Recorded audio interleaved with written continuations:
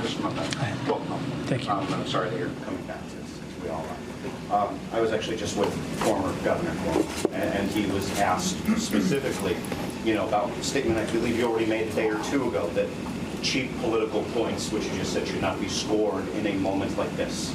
And he said effectively, if he doesn't like it, perhaps he should retract some of the words he has said previously, talking about police being racist or anti-LGBTQ, or that they should be defunded or dismantled.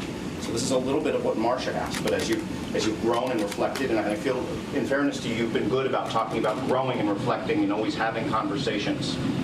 Do you wish you hadn't said some of those things a few years back?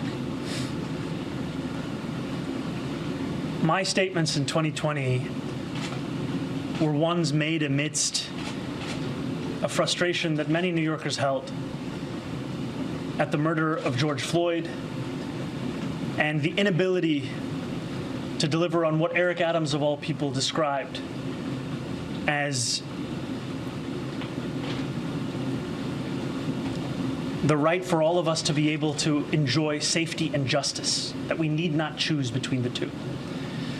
I know that Governor Cuomo is far more comfortable in the past, whether it be his own or whether it be in attacking me for tweets made before I was even an Assembly member.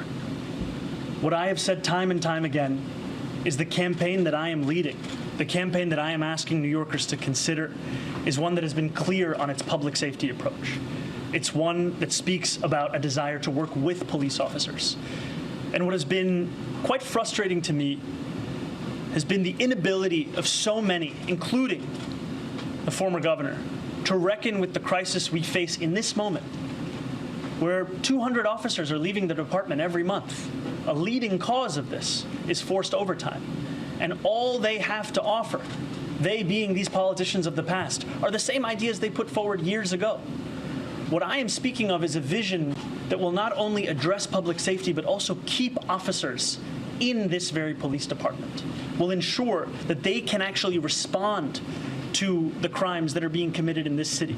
Because as we've seen in the first quarter of this year, we were only able to resolve 35% of all of those crimes that were reported. And part of that is a reflection of asking officers to do nearly every single thing we can think of. And so I'm proud of the public safety platform we've put together.